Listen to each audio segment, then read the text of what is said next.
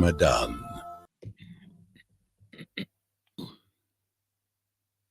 Assalamu alaikum wa rahmatullahi wa barakatuh. This is Zahira Bam Ismail, and welcome back to Humanitarian Journalism right here on Salam Media. We're now going local and chatting to Fazlin Fransman-Taliep, who was a former member of the People's Movement for Change, the PMC. Fazlin, assalamu alaikum and welcome to the studios. Wa alaikum salam, Zahira, as well as to your listeners and viewers. Shukran. Fazlin, you said made a statement saying politics in South Africa can be brutal for Muslim women as you ended up resigning from the PMC. I want to ask you about that statement because I would think that politics is brutal generally across the board. Mm-hmm. Yes, and I think maybe I think it's maybe good for probably even to contextualize how I ended up into the political space, because I think also that speaks to probably the reason why I left. Yes. I obviously come from a background of having worked in research, specifically within the political space, but in parliament, and then as well as in the international relations space, but also within politics, within BRICS countries. So that's my background. About 5 years ago, I stepped out of the political space and I went in a completely different direction. But I think after October 7th, a lot of people ask themselves, like, what can I actually do when we know, for example, that there are parties in South Africa that are Zionist driven and Zionist funded, and that they control parts of this country. And so I said to myself, I have a set of skills and abilities that I've been using in different spaces, but I think now is the time I have to reactivate into politics to utilize those skills specifically. And here I obviously moved directly to the Western Cape as the prime example of why I reactivated, because I think it came a point where I said, you know what, my agenda, and I'll be open and clear, is we need to do everything we can to unseat the DA in the Western Cape, simply because they have proclaimed themselves to be pro-Zionist and pro-Israel. And so for me, going into that space was, let's do everything that we can. Let's see if we can unite the Muslim vote in a way that we can kind of push back. So that's the backstory. And that obviously for me, I think perhaps there was some level of naivety to think that everybody then that operates in that space would be driven by the same kind of values. And this is both within the PMC and outside the PMC. So it's a dual statement. And unfortunately, I think politics in general is a place whereby people are generally mistrusted, and that's because of sort of historically what politicians have done. And the unfortunate reality is, for me, is the vast majority of people in the political space I've found to be, true to the historical perceptions and stereotypes that people have. And unfortunately, for me, I just ended up feeling like we have this really heavy responsibility on us to ensure that, no Zionist entity rules, whether it is the city of Cape Town, the Western Cape, or even on a national government. And we have that collective consensus in our community.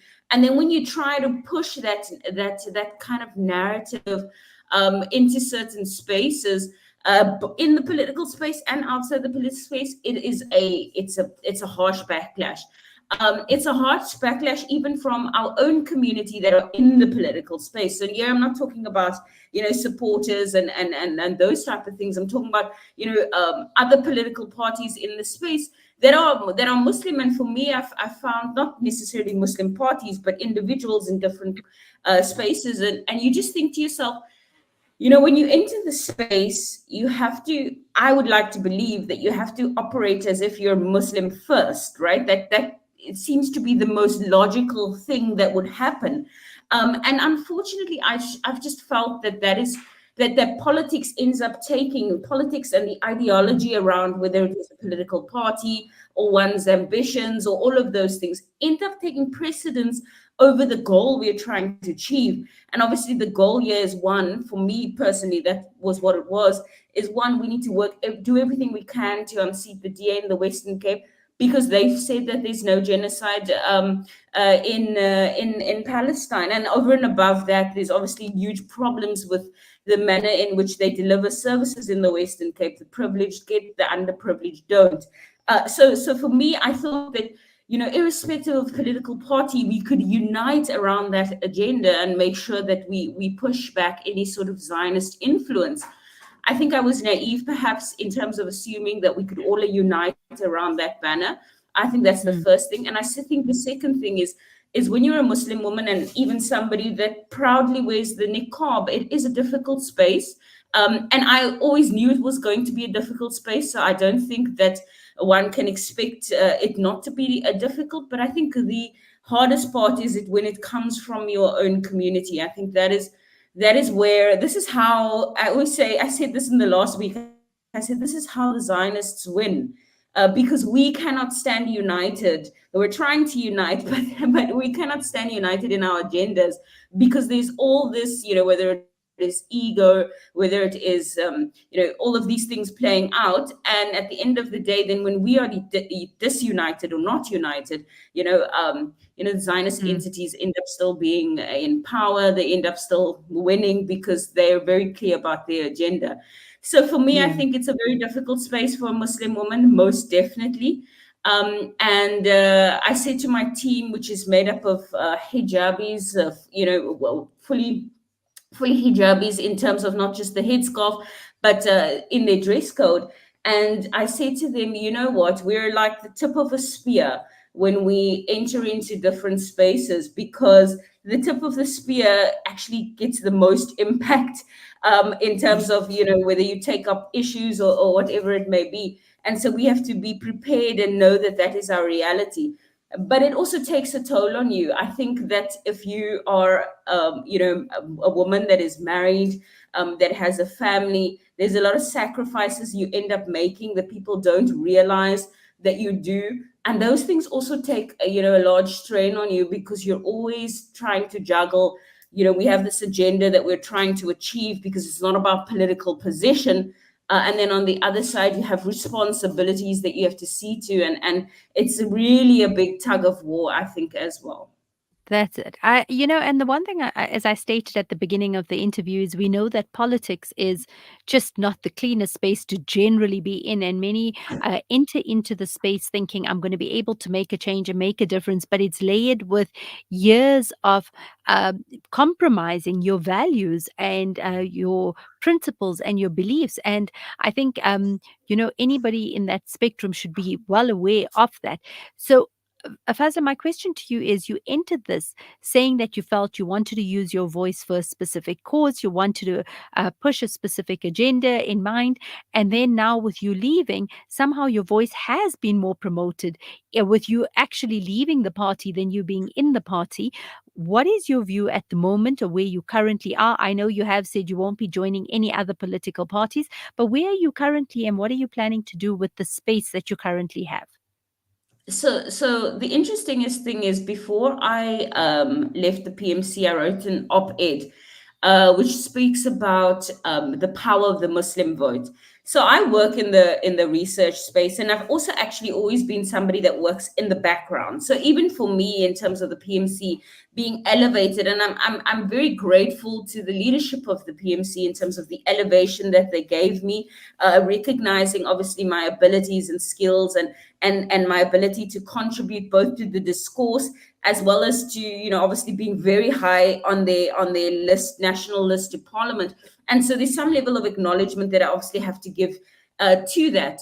However, that being said, I think that the op-ed I wrote last week was very poignant, which speaks about the power of the Muslim vote. Now, the reality is that in this particular elections, and I'm going to zoom into the Western Cape as a Mm, very practical yep. example, the most fluid vote in the Western Cape is the Muslim vote, and it is largely because of the DA's stance on Palestine. And that means that every single political party is trying to court the Muslim community. And they're coming with a lot of symbolic gestures, they're coming with a lot of trinkets, they're coming with a lot of, promises and Mm, all of these things.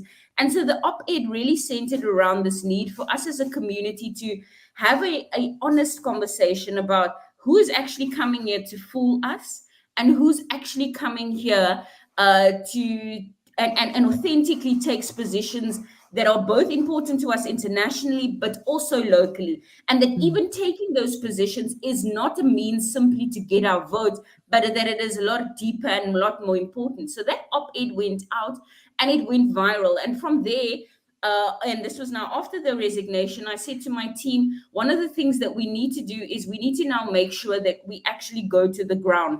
So prior to my resignation, one of the things that I did was we were very, very vocal about the Bella Bill and specifically its impact on the Muslim community. And what we Mm. did is we went around and held a lot of mass meetings. We had one at Gatesville Masjid with 600 women. We had one in Surrey Estate, which is also close to Gatesville, in actual fact, in Cape Town, where there was about between 500 and 600 people, all taking place on the same day. We've run a massive media campaign to educate the community on the Bella Bill. We're now going to shift our focus to focusing on the Muslim vote and making sure that the Muslim community understands its options. It understands, really, what the power of its vote. Mm. Because I think also the other thing is we need to try and find a way where we can unite the Muslim vote in such a way that when we move as a bloc, we actually have massive impact. Because Exactly. the reality is the Muslim community can determine the outcome of the election, at least in the Western Cape, and we Mm. could possibly have a new government. But I think our community is very, we're very diverse and we're driven by various interests, and that is completely okay. But we need to also understand that, if we unite around something, irrespective of who that political party is, if we unite around it, we have the ability to actually really move the needle. And so this is one of the things that we're going to be engaging on, and it Yes. is really just taking it to the community. So I think that we had much of the same sentiment echoed earlier with Mushfika Botha, who spoke to us from the Cape Flats, a human rights activist there, was saying much the same thing that, right now we're seeing all the PR frills from every single political party saying, trying to paddle the Muslim vote more than anything else, especially in the Western Cape. But how much is actually being done for the people there? And also, what is the sentiment for people, like, especially in the Gaza situation, which has unearthed many people's true colors in terms of whether you see human rights for all or you just see human rights for a very select few. As you mentioned, you are sitting, Fazlin, also in a research position, which I'm assuming will still continue in terms of seeing where this Muslim vote is going, how this Muslim vote is put together. And I think you sit on very credible information, because if that Muslim vote can be mobilized and actually put together, I think it does hold a hell of a lot of weight and a lot of buying power, and very strong for many of the political parties that want that vote. Exactly. And it's such an important era, I think, for us, just in terms of both as Muslims, but also as Muslims that are global citizens, and then we connect as a ummah, but also I think locally. I think, one of the things, I think it was a wake-up call for our community across the board, where we realized that South Africa is not detached from the influences of foreign Mm. powers on our foreign policy and on our freedoms. And I think this is where this concept of uniting the Muslim vote actually becomes so much more tangible, because we actually can. We have seen in the past, actually, in the Western Cape, not 1994. 1994 was a very difficult year, specifically for the Western Cape, in terms of the vote and who's voting where, and there was a lot of splits between, voting for the ANC, voting for the NP. But from 99 to, I think, 2004, there was a real growth in terms of the ANC in the Western Cape. And a lot of that had to do with the emergence of Ibrahim Rasool as the leader of the ANC in the Western Cape, and the Muslim community rallied around him. So this is the example that I'm using. I'm not saying people should Yeah, yeah. necessarily vote for the ANC, but the point is there was a particular point in time when that happened, when the community in the Western Cape rallied around, a particular person that they felt represented their interests. And I think now is a time where we actually need to analyze. We really need to look at manifestos of political parties, and also the utterances of their leaders, but not just in this election cycle. We need to go historically and we need to look back. What did you say 5 years ago? What did you say 10 years ago? Because the Palestinian issue is not Yeah. a new issue. And so I think that is the first criteria we need to use. But then we also need to look at the fact that if you have been in government, what did you advocate for the Muslim community? And this was my biggest frustration, Sister Zahira, with the Bella Bill process, because we have Yes. Muslim MPs in parliament from different political parties. And it was my biggest frustration because I come from a research background and I've worked in research in parliament. So I know the process in terms of, MP inputting into the Mm. committee process. And Yes. so it's very easy for somebody to say, yeah, yeah, yeah, but this bill was pushed through by the ANC. But even if you're in an opposition party, but you sit on that committee, if you raise the particular issues as it relates to the Muslim community, because I think this is the challenge that we have MPs in parliament that don't look at legislation with an Islamic lens. And I'm not saying all of them, because I cannot speak for all of them, but the impact, the outcome is that we have a Bella Bill, right? That is so ambiguous with regards to how this impacts the Muslim community. And I know that this issue is very, very divisive. There's some people that feel that it doesn't impact the Muslim community. The reality is the language in the bill is so vague, and it is deliberately vague, that it could mean a whole number of things. Now, I'm not saying that there's an agenda with the bill to attack the Muslim community. That's not what I'm saying. I'm saying that we have people in parliament, Muslim and non-Muslim, that are not necessarily looking at the bill going, how, or any sort of Yeah. legislation, how does this impact the Muslim community? And I feel like